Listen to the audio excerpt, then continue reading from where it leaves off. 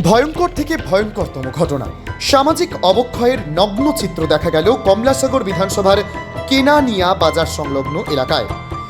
মনুষ্য সমাজের রূপ কত ভয়ঙ্কর তার চোখে না দেখলে পরিষ্কার পাওয়া যাবে না।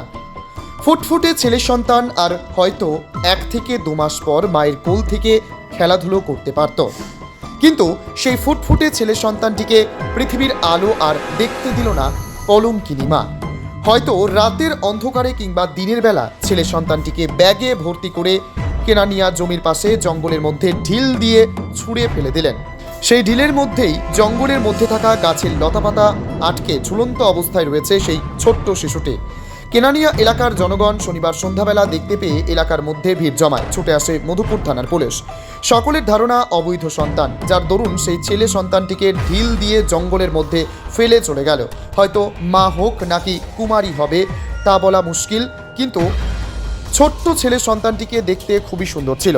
শেষ পর্যন্ত মধুপুর থানা পুলিশ তদন্ত সাপেক্ষে মধুপুর হাসপাতালে সেই অবৈধ সন্তানটিকে পাঠিয়ে দেয়। তবে মধুপুর থানার পুলিশ স্থানীয় কোনো মহিলা কিংবা কুমারীর সেই বাচ্চাটি হতে পারে কিনা তার তদন্ত চালাচ্ছে। এখানে রাস্তার পাশে কে জানি একটা বাচ্চা ফালাইতে গেছে।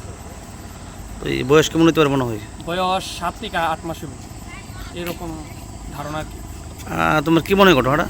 ঘটনাটা মনে হয় কিছু অবৈধ সম্পর্কের মতো মনে হয়। তারপর কি হয়েছে, এখন কে আসছে? এখানে পুলিশ প্রশাসন আছে, এটা দেখতেছি। এলাকাটার নাম কি? এলাকাটার নাম কেনানিয়া, বাজারের পাশেই সে ঘটনা। বিকাল 5টা সাড়ে 5টার সময় আমরা একটা খবর পাইছি যে কেনানিয়া বাজার পাড়িয়া এখানে একটা রাস্তার সাইডে একটা বাচ্চা ঝুঁকি বনের মধ্যে তারা পাওয়া গেছে। কে বা কাহারা কোনো এটার কোনো ইতার নেই। কি মনে হয় ঘটনাটা? ঘটনা মনে হয় এটা যে কোনো অবৈধ কোনো সন্তান হইতে পারে। বাচ্চা 6-7 মাস হইব। এখন কি করছেন? তখন আমরা হসপিটাল নিতে আসি, পোস্টমর্টম করবো, আর প্রশাসনের যে নিয়ম আছে আমরা সব করবো। ব্যুরো রিপোর্ট, অমর বার্তা।